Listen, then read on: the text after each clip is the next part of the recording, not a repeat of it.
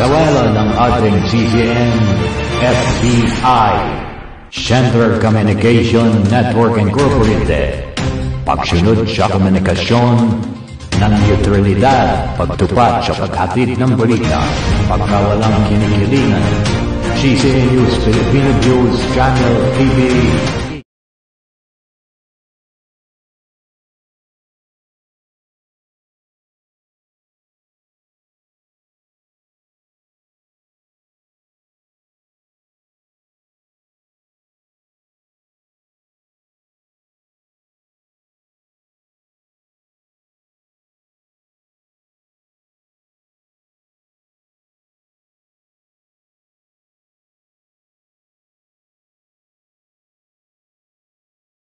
Ngayon, umuugnay sa mga sariwang balita sa pamagitan ng mga CCN Patrol Reporters. Luzon, Visayas, Mindanao. Ito ang Balitang Reporters. Action ngayon. Walang sinasanto, walang pinapaboran tungo sa pag-unlad ng ating bansa, kapayapaan at tumating. Balitang Reporters. Action ngayon. Kasama ang CCN Patrol.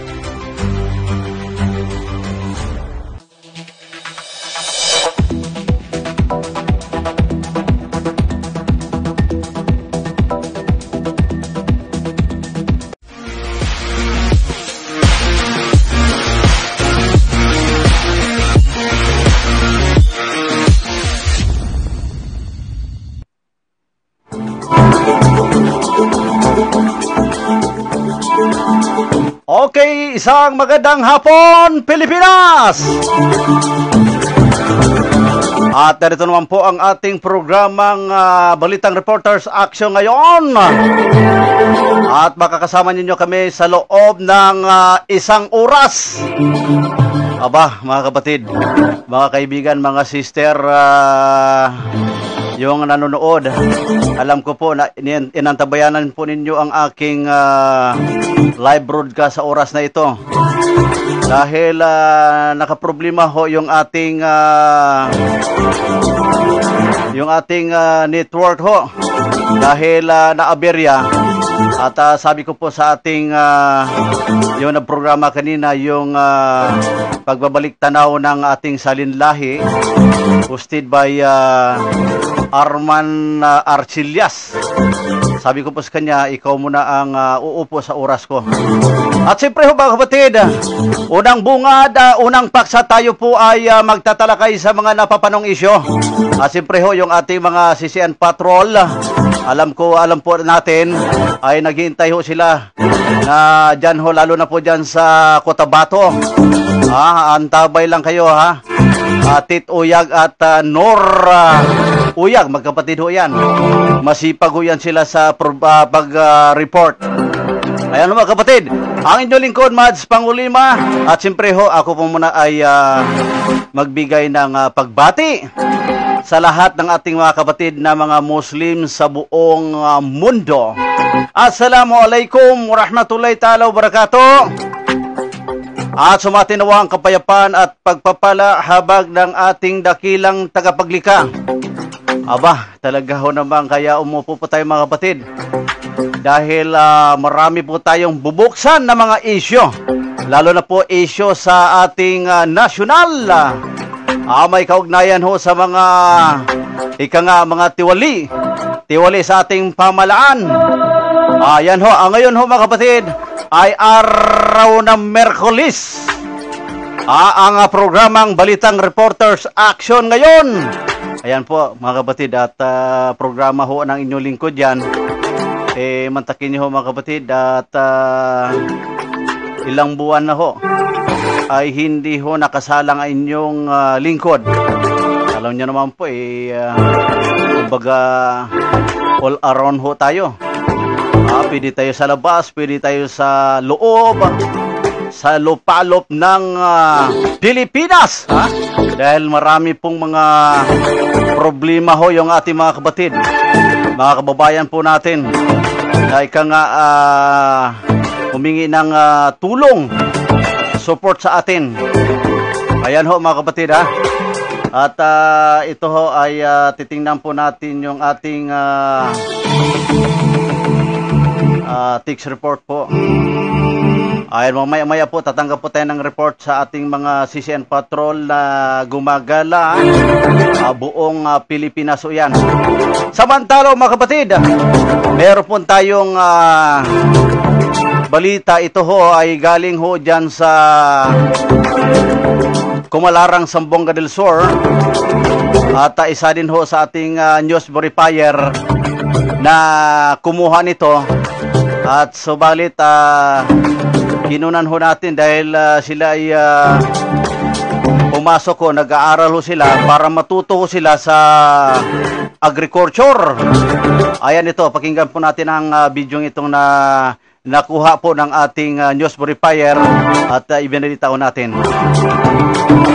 Okay, isa magandang umaga, Luzon, Visayas, Mindanao. Ngayon ho, ay meron po tayong coverage dyan ho sa kamakailan lamang ay nagkaroon ng project ang TISDA sa sitio Sayaw, Barangay Diplo, Poblasyon Kumalarang, Zamboanga del Sur, at may kaugnayan sa pagtuturo ng papaano magtanim ng gulay. Ang ilang sa mga naroon ay natuto sila sa papaano isagawa yung pagtanim ng gulay. Nakikita po ninyo sa video mga kaibigan.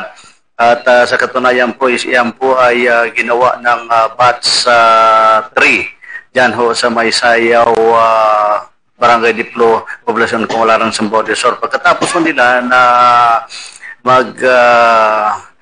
sagawa ng pagtatanim nito, ay ilan ho sila na nakatapos. At yung ating isa sa news verifier ho natin, siya po yung nagbigay sa atin para mabalita ho natin sa oras na ito ang itong kanilang ginawang TISDA o pag-aral paano magtanim. Ayan, nakikita po ninyo. At pagkatapos nila mag-graduation sa Yawan Ground, tingnan po ninyo ang video ito.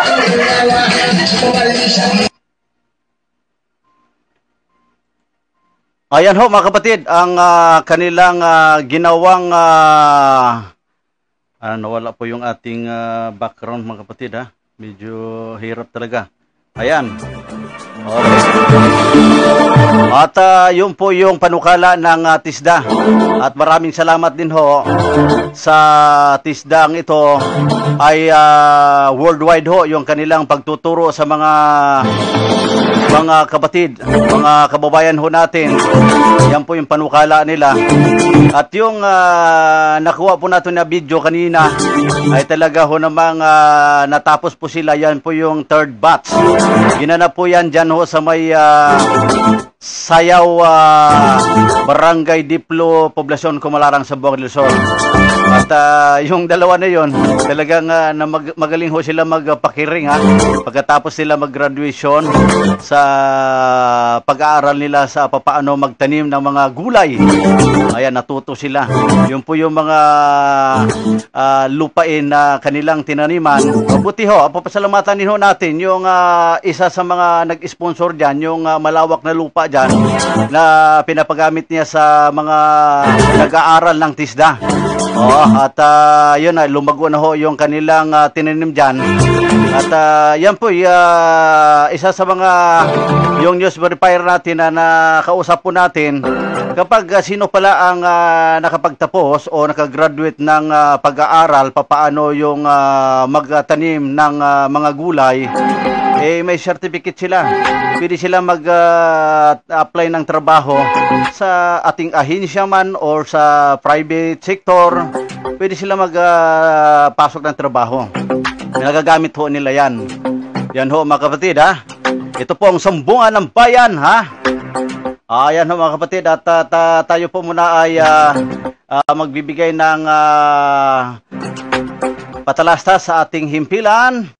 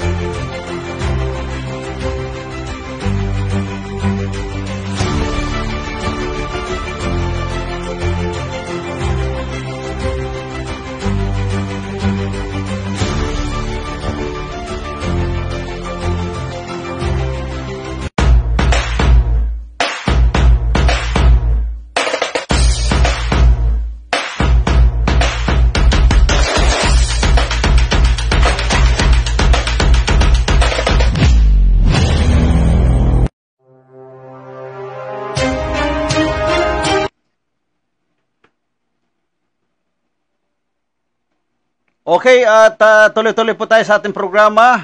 Mga kapatid, mga kaibigan, sa ating programang Balitang Reporters Action ngayon. Atid pa rin sa atin ng Park Hill. At ito ay matatagpuan sa number Meralco Avenue, corner Captain Henry Haber Street, Ortigas, beside Ultra Capitol Kumon. At hanapin lamang si Regan at si Mr. Eugene C. At meron silang available na sasakyan 2016 Vios at 3ET at 415T at yung Accent 2018 model at gas 415T. Ayan. At kanilang Ranger 2014 wheel track 4x4 at 715T. At 2017 naman yung Avanza at GMT 445T. At 2010 Innova. Ayan. At Bigas E T445T. At 2018 Starik B60 at T. 2020 Montero GT at Ford X2. 2017 CX3. At Montero naman nila mga kaibigan, yan po yung mga available. 2016 Montero GT 4x4 at yung LC 200 local 2015 model. 2019 Rush G. 2019 naman Santa Fe GLS. At yung 2023 Stargazer GLS Premium. Ayan po mga ang kanilang available. Yan po baka kala niyo brand new ho yan. Sikanhan ho yan mga kapatid. Pero meron din po silang brand new yan. Si Eugene C, isa ho natin kasama ho sa Hanap Buhay. At isa rin ho nag-i-sponsor ho sa atin. Tumutulong ho sa ating programa. Mabuhay po kayo Sir Eugene. At pioneer na ho yan. Matagal ho kasama ho natin. At siya po yung tinalaga natin yung chapter president ho dyan sa Pasig City. Mabuhay po kayo Sir Eugene at si Regan C. At tumawag ho si Regan nung ilang buwan na. Dahil yun nga, may problema ho yung kanilang sasakyan dyan sa may Dapitan, Mindanao. Kumusta na po ba Regan C? Yung problema dyan, naayos na po ba ng LTO ng Dapitan, Sambuanga del Sur? Ang Dapitan, malapit lang yan Yan po mga kapatid, At sa mga may reklamo tungkol sa inyong mga trabaho dito sa Metro Manila, ayan, meron po tayong Alfonso Law Office Labor Consultant. Ito ay isa ho kasama na Attorney Impact, si Jerry Wong. Diba? Jerry Wong, kumusta na po kayo? Masipag ko yan si Jerry Wong. At kung meron pong mga nagtatrabaho sa mga company, at maaari po kayo magtawag sa aming live dito ho sa CCN News Filipino Bios. Kung meron kayong mga reklamo sumbong sa inyong mga trabaho na hindi kayo sinahuran ng maayos, at narito ho yung Alfonso Law Office Labor Consultant.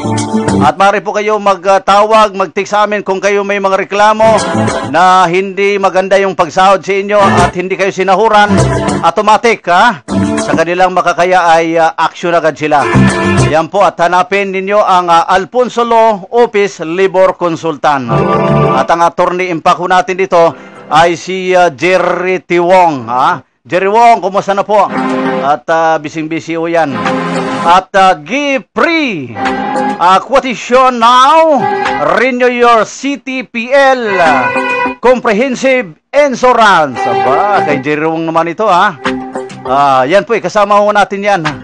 Siyempre ho, masigasigo yan sila.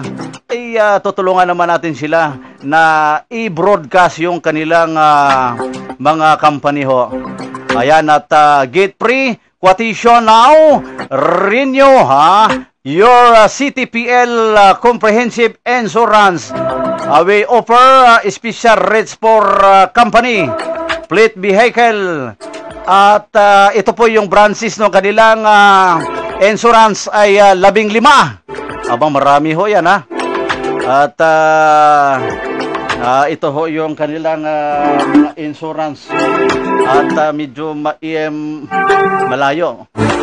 Ayan. At babasahin po natin. Isa rin po nito yung Alpha, yung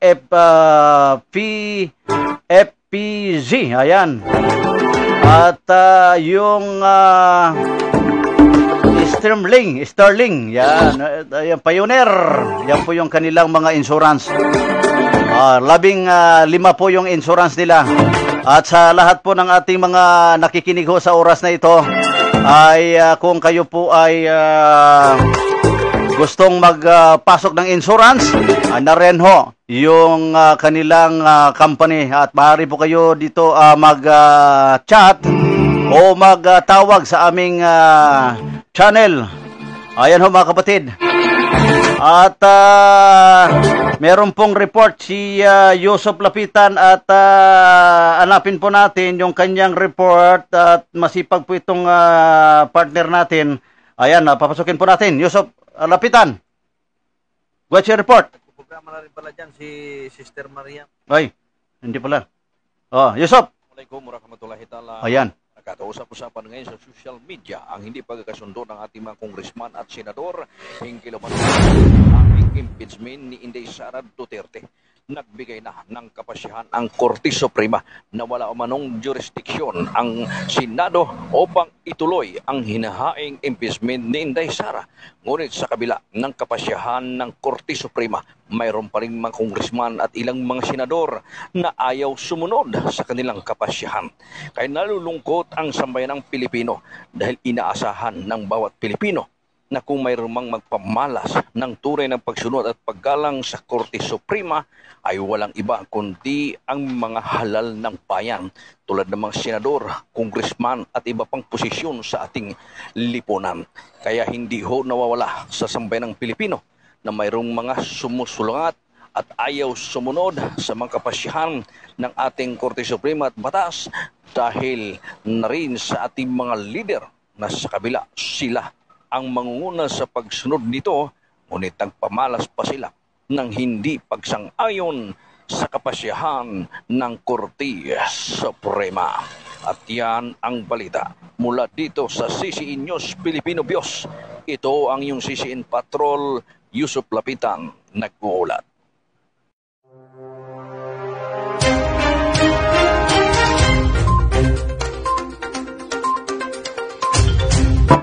Okay, maraming salamat sa inyong report, Yusop Lapitan.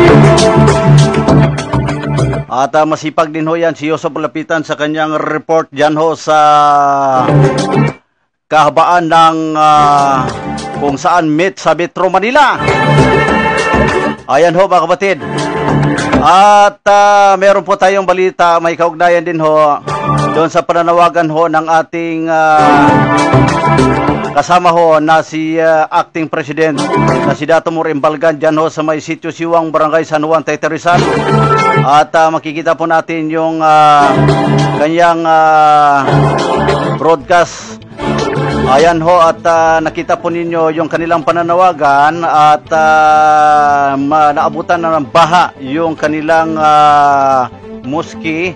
At yan, nakikita po ninyo sa video na talaga ho namang siya ay nag-live noong August 3, 2025. At yan po yung kanilang mosque na hindi ho natambakan at yung kanilang materials ay hindi nakaabot ho. Dahil yun nga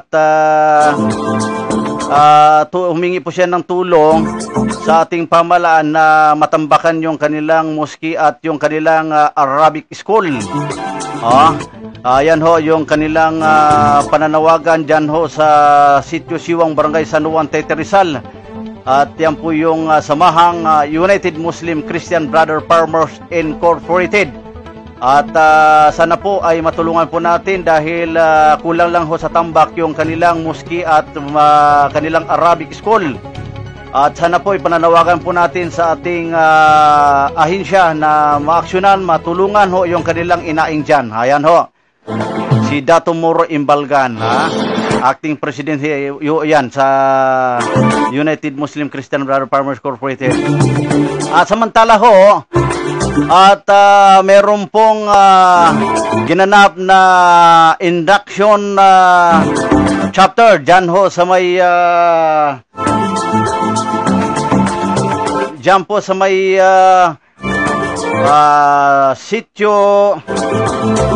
At ayan, hanapin pa natin, may tumatawag dito sa ating cellphone.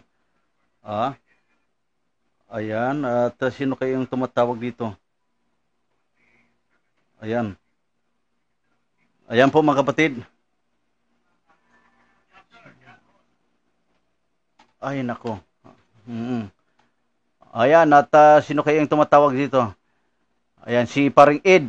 Paring Ed, dito po kayo tumawag sa aking number. Kung kayo po ay mag-report at tumawag po kayo sa aking number, wag po dito sa ating channel dahil ika nga ay nag-broadcast po ang inyong lingkod. Paring Edmond, tatawagan po natin siya mamaya. Ayan ho mga kapatid. At ito, papakita po natin yung ginawang event ng ika nga yung Cleanland Title Crusader. Ito po yung kanilang ginawang pag-appointed bilang chapter.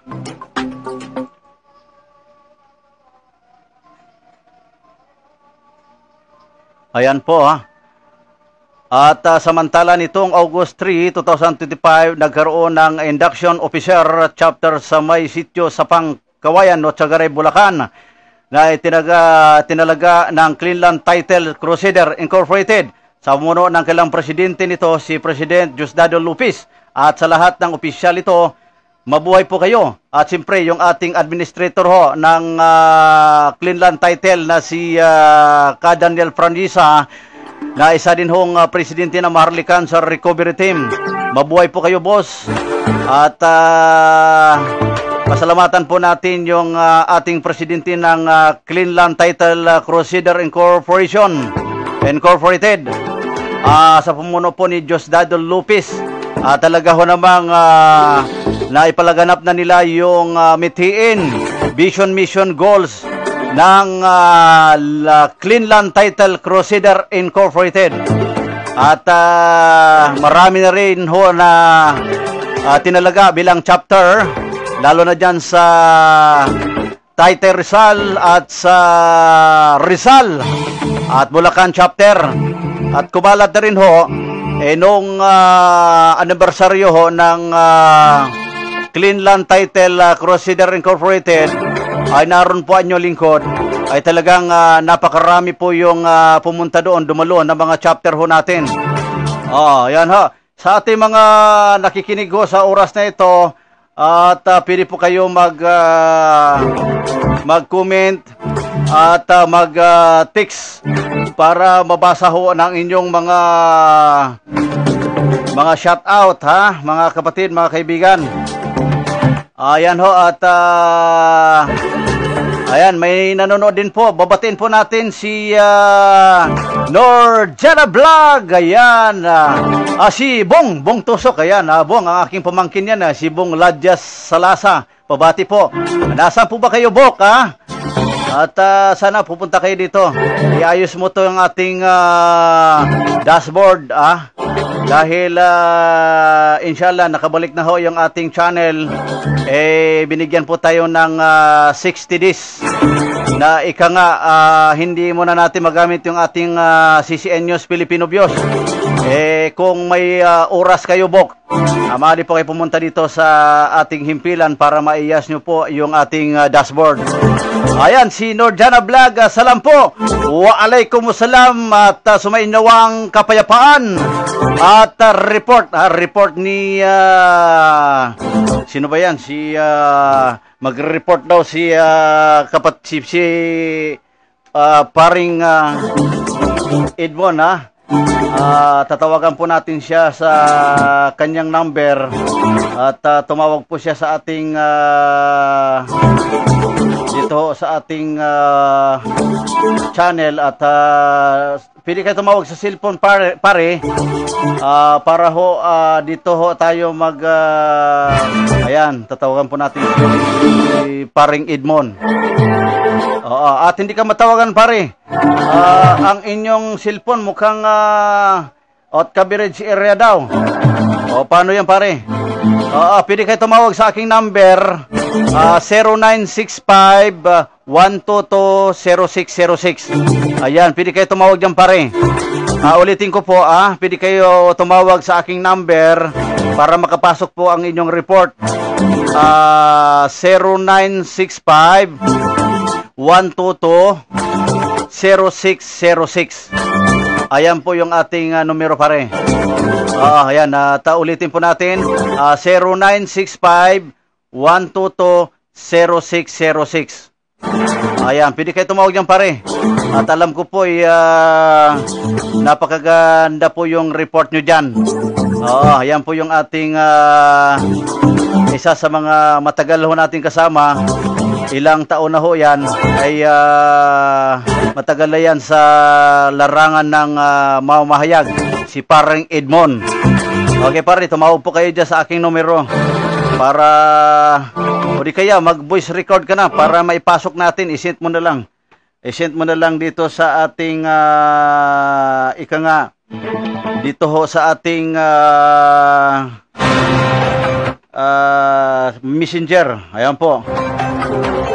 Ayan po ang programang Balitang Reporters Action ngayon. Ngayon ho, mga kaibigan, ay meron po tayong ilalabas dyan ho sa Barangay Mantapuli, concerned citizen ho ito. At ito ay nilapit sa atin ng mga kababayan ho natin. Mantakin ho, mga kapatid, mga kaibigan, yung kanilang yung daluyan ng ika nga, yung tubig, diyan po sa kanilang creek ay wala pong simento. Ang problema kung ito'y magbaha, naabutan po yung kanilang mga kabahayan. Ayan, tingnan ho natin, mayroon po tayong kuha, mga kapatid, na ibinigay ho sa atin ng concerned citizen at bilang public servant. Ayan po concerned citizen dyan ho sa Barangay Mantapuli, Poblasyon Marantao. Ang concerned citizen ng residente ilang Arabic school ay kinulang sila ng kagamitan tulad ng mga upuan at iba pang kinakailangan. At isa na rin yung kanilang daanan ay hindi maganda yung daanan at lubak-lubak ito.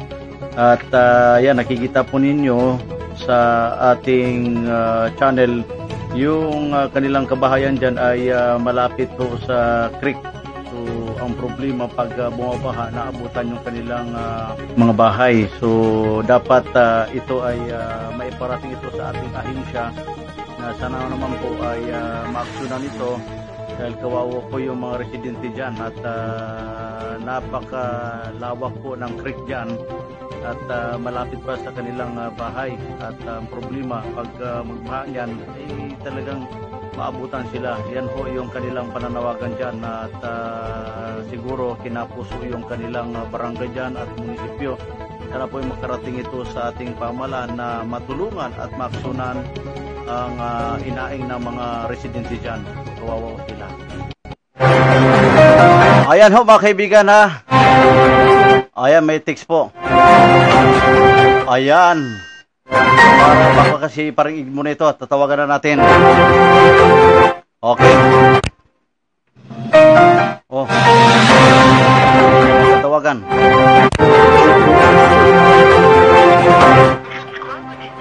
Paring Edmond. Out Caberage area daw. Pag tinatawagan ko yung number nyo, ikaw nang tumawag kung may load ka. Para maipasok po natin yung sariwang balita ninyo. Ayun ho, yung pananawagan ho ng ating mga concerned citizen, yung mga kapatid po natin dyan sa Barangay Mantapuli, Poblasyon Marantao, Lanao del Sur. At ang kanilang hiling ho, yung iba't ibang madrasa ho dyan, kulang ho ng mga kagamitan. At sana naman po ay marinig po ng ating mga kapatid ho na may kaya sa buhay. Ahensya man natin o yung ating NCMF. Sana po ay matulungan po natin yung ating mga estudyante dyan sa Barangay Mantapuli, Poblasyon Marantao, Lanao del Sur. At ang kanilang inaing ay tulungan po yung ating mga nag-aaral ng sa madrasa. Kinulang ho yung kanilang mga kagamitan dyan. At isa pa rin na mga pananawagan ho ng ating mga kababayan na ayusin yung kalsada dyan. Daluyan ng kalsada at yung kanilang daluyan ng agos ng tubig dyan ho sa creek. At sana ho ay matulungan ho ng ating pamahalaan. At mantakin nyo ho, yung ibang kabahayan dyan ay malapit doon sa daluyan ng tubig. Dapat masimintuan yan. Pag masimintuan yan, na hindi na ho madaanan yung kanilang bahay. Yan po yung isa sa mga pananawagan ho natin. Ayan ho, at mabuhay po kayo at binabati ho natin yung kanilang mayor dyan. Mabuhay po kayong mayor. At ang kanilang barangay chairman ho dyan sa may Mantapuli, Lanao del Sur. Okay, tuloy-tuloy po tayo sa ating programang Balita Reporters Action ngayon. Tayo po muna ay magpapakilala sa ating himpilan. Ito sa CCN News, Filipino Bios. At huwag po natin kalimutan na mag-like at mag-follow ho at mag-share sa ating programang Balitang Reporters Action ngayon.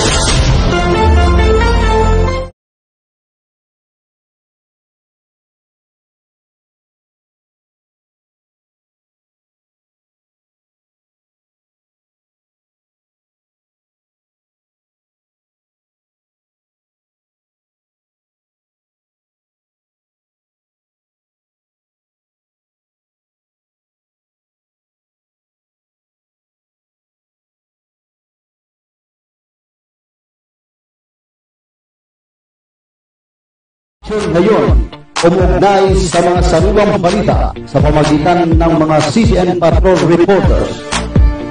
Luzon, Visayas, Mindanao. Ito ang Balitang Reporters Action ngayon. Walang sinasanto, walang pinapaboran tungo sa pag-unlad ng ating bansa, kapayapaan at tumating Balitang Reporters Action ngayon kasama ang CCN Patrol.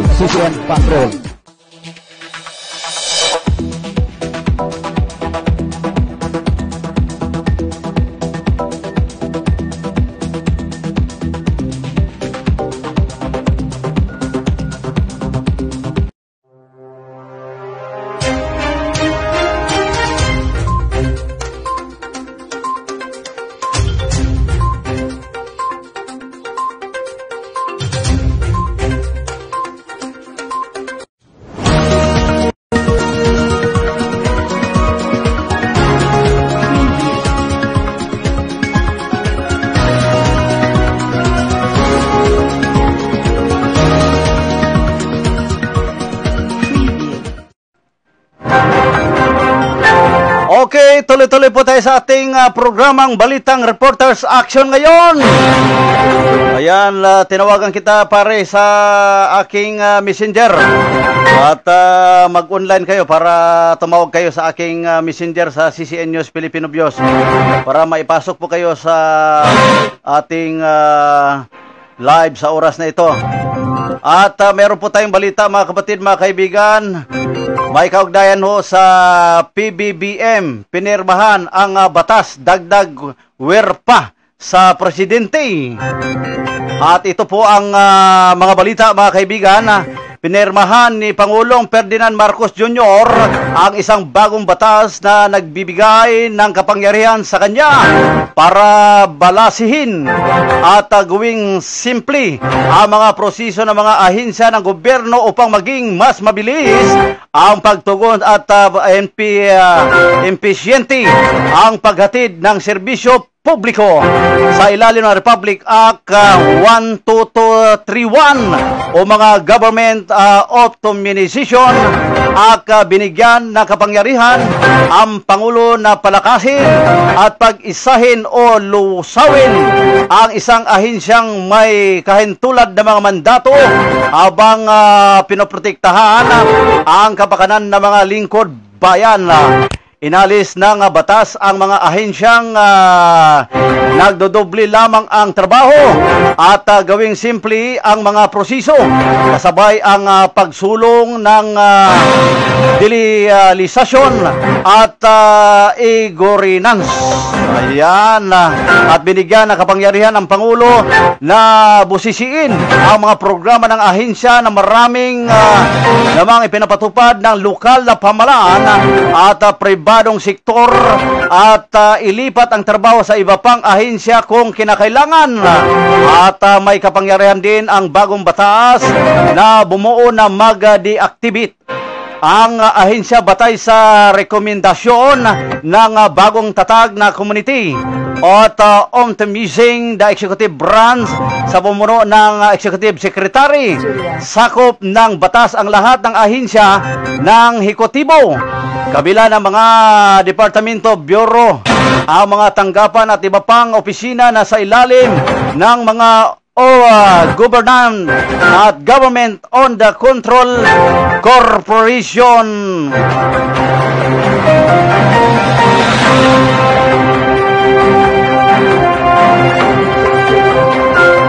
At ang oras natin ngayon mga kapatid ay alas 3:44.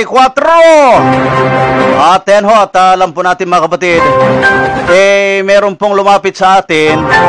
Tatanggapan natin si Mr. Khalid. At yung kanyang reklamo ay nasita ho yung kanyang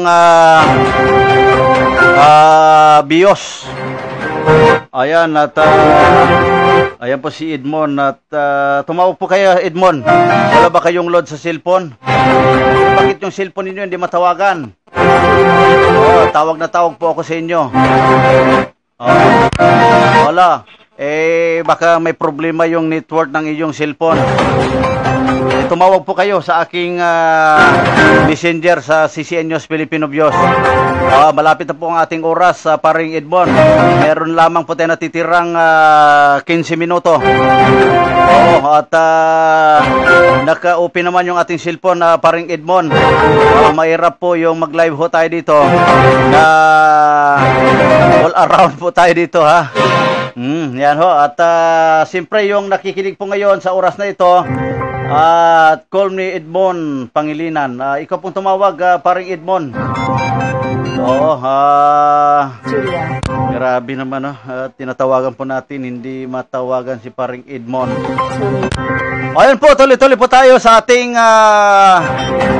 tinalakay kanina na si kapatid na Khalid at patakin nyo ho, yung kanyang in-applyan parang Grab ho, Undrive ba yun? Undrive?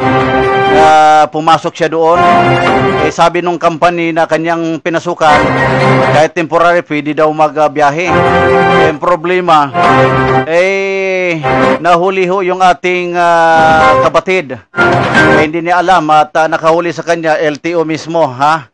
Kaya yung po, inilapit po natin sa ating kasamahan dyan ho sa LTO na inaalam po kung anong kanyang problema.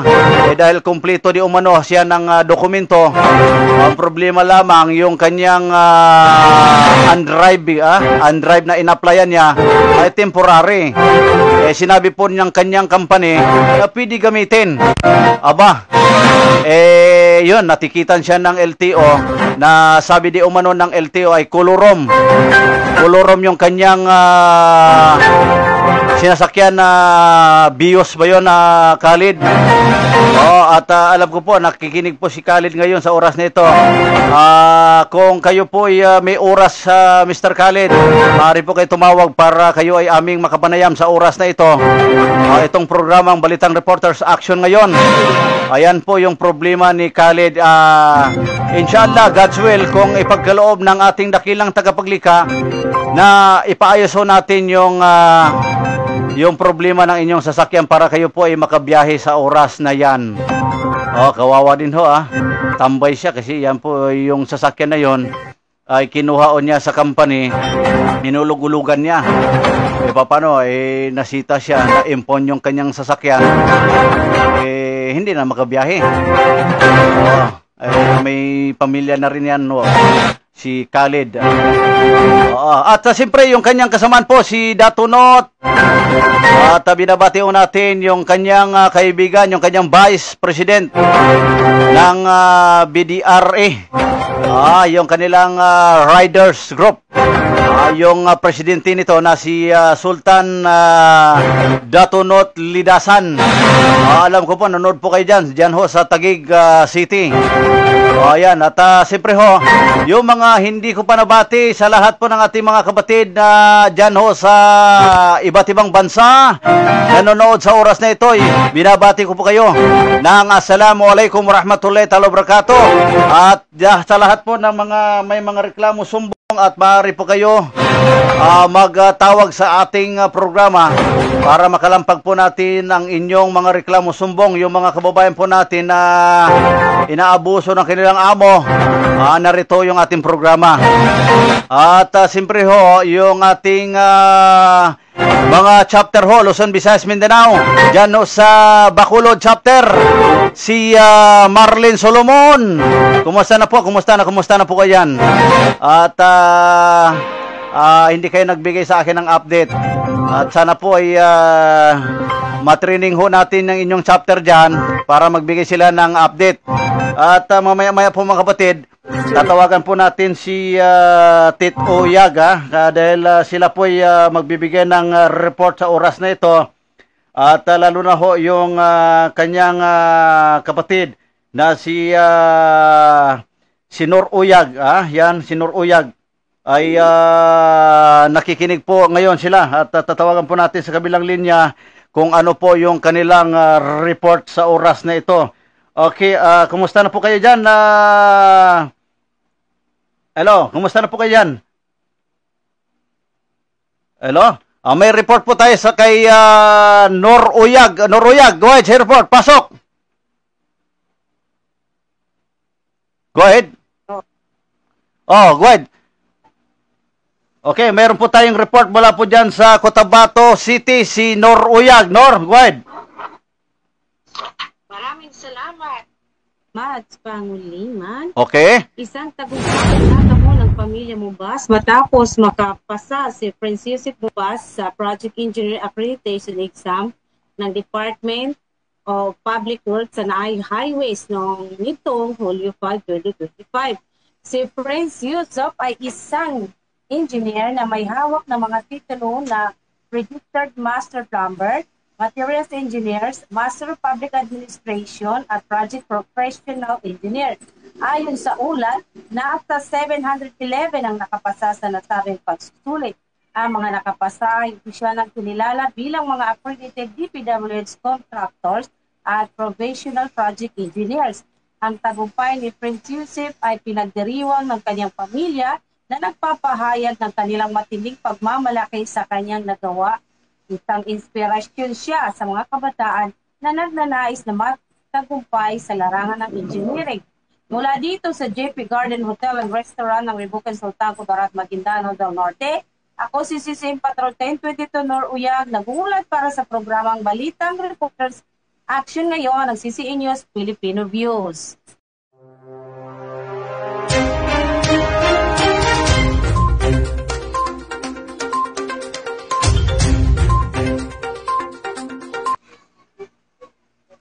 Okay, maraming salamat sa iyong report, Uyag. At maraming salamat po sa report ni Nor Uyag dyan ho sa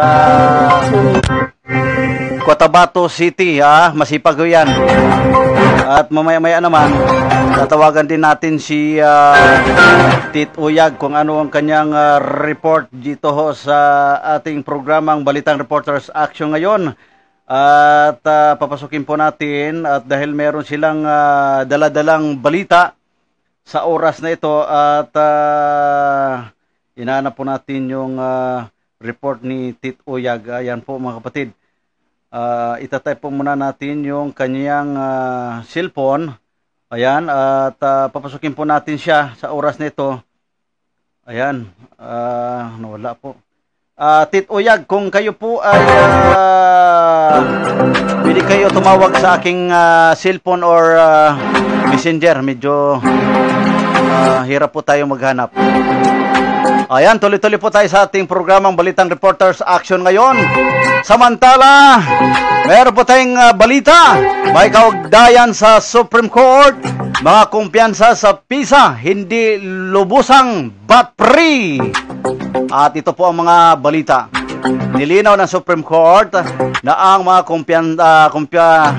kumpanyang rehistrado sa Philippine Economic Zone Authority, itong visa, ay hindi ganap na exempted sa value added ng tax VAT.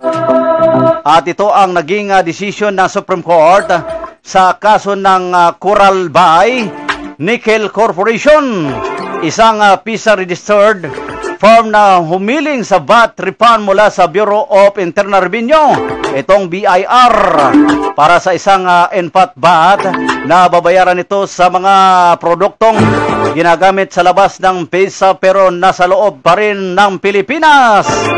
At binago ang BIR ng aksyonan ang refund para dinala na kumpanya ang kaso sa Court of Tax Appeal, itong CTE. Pinayagan ito ng CTE 3rd Division pero binaliktad ng CTE. Ayan ho mga kapatid, mga kaibigan, meron po tayong report mula po sa ating CCN Patrol na si Paring Edmond. Paring Edmond, go ahead, sing report. Pasok! Hello? Okay, pasok. Paring Edmond, pasok. Paring Edmond, pasok po sa inyong report. At kumusta na po ang inyong balita dyan? Kumusta na po, Paring Edmond? Ayan, tumawag si Paring Edmond. Naputol ho yung ating binalangkas kanina. Ayan, at tayo po itatawag sa kanya dahil importante po yung report ni Paring Edmond, ha? Yan ho, mga kapatid, mga kaibigan. At tatawagan na po natin si Paring Edmond. Go ahead sa report. Yes, sir. Okay, pasok po sa inyong report. Go ahead. Well, Edmond, Pangilinan, nandito tayo sa lungsod ng Quezon, ano? At matan na tayo ng isang press conference dito sa Aristocrat Circle. At ang guest doon ay si Yusek, ano? Ito ang buod ng kanyang report. Dating USEC ng DICT, si Jeffrey Tan Uyandi. So, hello. Okay. Sa isang masalimut na talakayan hinggil sa Pinasang Konektadong Pinoy o KP Bill, si dating Department of Information and Communications Technology, DICT USEC, Jeffrey Yandi ay naghayag ng kanyang pagtutol kay Secretary Henry Aguda ukol sa nasabing bill. Bagamat kinilala niya ang magandang intensyon ng panukalang batas ay nagbabala ang dating opisyal na ito'y batay sa maling pagkaunawa sa supply chain ng telecommunication at maaring magdulot ng malubhang panganib sa industriya at sa pambansang seguridad. Ang KP Bill ay nakakakuha ng approval mula sa parehong kapulungan ng Kongreso ay naglalaman ng isang partikular na controversial na provision, Section 16. Ang seksyon na ito ay nag-uutos ng lahat ng data transmission industry players o DTIPS, kabilang ang public telecommunications entities PTEs, ay dapat mag-collocate at mag-share ng kanilang infrastruktura. Pinuna ni dating DICT Secretary na dating nagtangkang itaguyod ang pagbabahagi ng infrastruktura upang mapadali ang operasyon ng industriya at mabawasan ang mga gastos sa internet. Ang probisyong ito ay sa kanyang sobrang simplika sa komplikadong dinamika ng merkado.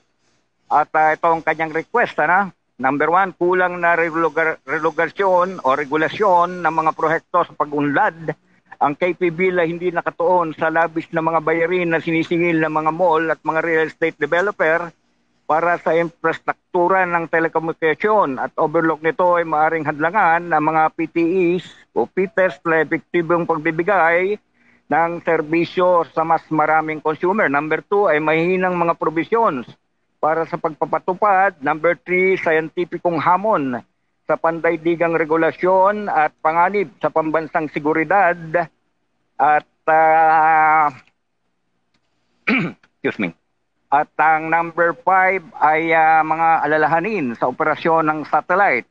Ang pagpapahina ng mga kinakailangang regulasyon para sa mga satellite operator sa ilalim ng bill ay maaaring maglagay sa Pilipinas sa karagdagang panganib sa seguridad dahil ang mga kasalukuyang orbital slots sa itaas ng bansa ay okupado na ng mga banyagang entidad at nalilimitahan ang kontrol ng bansa sa kanyang airspace. So ang konklusyon, hinihimok ni D ang Pangulo na muling suriin ang bill sa kasalukuyang anyo nito na sinasabing habang alayunin ay mas magkaroon ng kompetensyang abot sa kaya ng merkado ng telekomunikasyon ay kapuri-puri. Ang KP Bill ay hindi sapat na sumasaklaw sa mga komplikadong usapin at mga alalahanin sa seguridad na bumubuo ng industriya.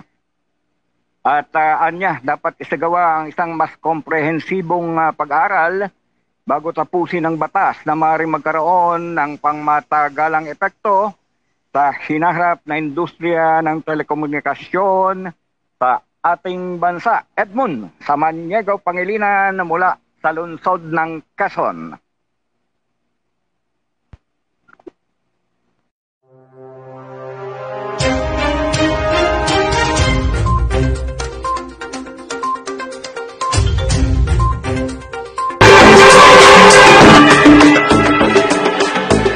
Okay, maraming salamat sa iyong report, Edmond Pangilinan.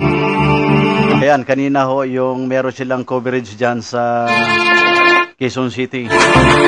Ayan, at sipag yan si paring Edmond. Ayan ho mga kapatid, mga kaibigan, at meron na lamang po tayo natitirang 6 na minuto. At siyempre, magbati ho tayo mga kapatid sa ating mga kababayan. At sa lahat po ng ating mga kapatid, mga kababayan po natin, kung gusto nyong bumili at ng sasakyan. Meron po tayo dyan ho sa may Pasig City. At hanapin lamang si Eugene C. Oo, at siyempre ho, mga kapatid, mga kaibigan po natin, ay nakikinig po sila dyan. At ulitin po natin yung nanood sa ating programa na si Bong Lajas at si Norjana Vlog. Salam! Ayan, nakikinig po sila sa ating programa sa oras na ito. At babatiin po natin yung ating mga chapter dyan po sa may Bayambang, Pangasinan, si Jaime Cotillon.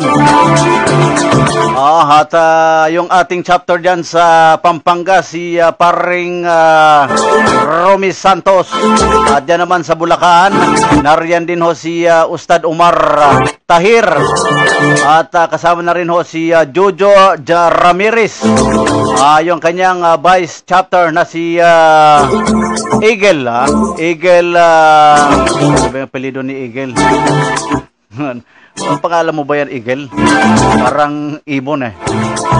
At maraming salamat din ho sa iyo, si Eagle, na siya ay nag-sponsor sa atin ng na Tuwir Radio. Dalawa o yung kanyang sponsor. Oo, at maraming salamat sa iyo, Eagle, at naway pagpalain kayo ng ating dakilang tagapaglika.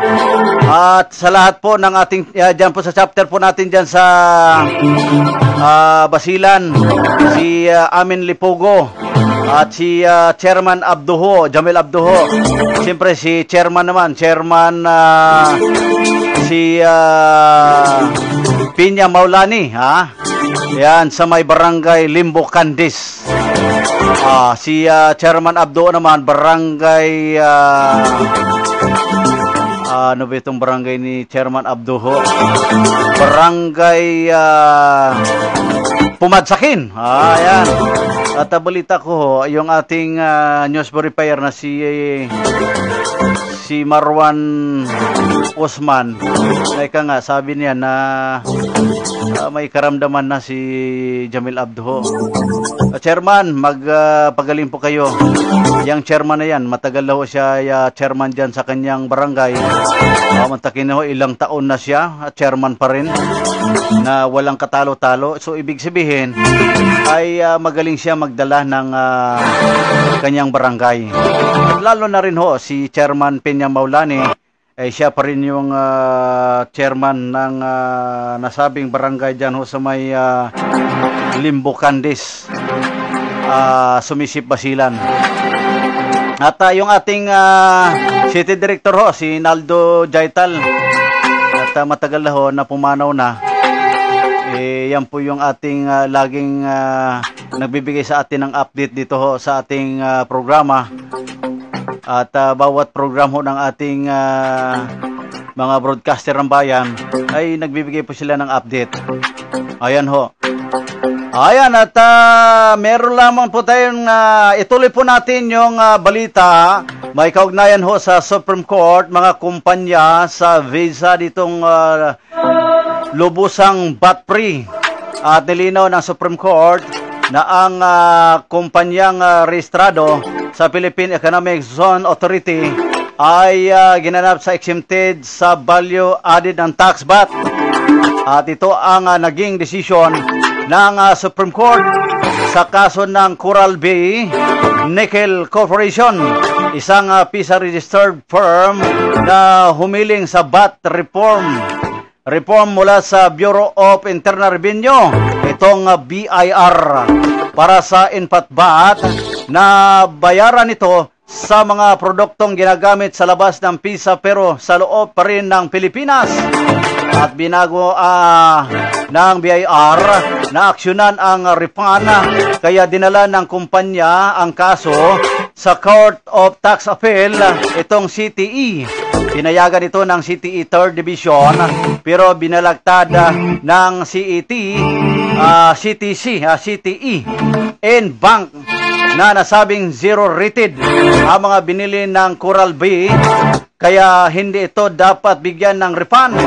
Umapila ang Coral Bay sa Supreme Court na nag-desisyon pabor sa kumpanya. At ayon sa Supreme Court, hindi sakop ng VAT exemption. Ang mga produkto ay serbisyong ginagamit sa loob ng bansa pero sa labas ng iguzon. Kaya maaring humingi ng refund para sa VAT na nabayaran. Bagamat exempted sa ilang buwis ang mga kumpanya sa loob ng visa, ay hindi kasama rito ang VAT. Pero kung ang produkto ay ginagamit sa loob pa rin ng Pilipinas, may VAT ito ayon sa prinsipyo ng destination principle.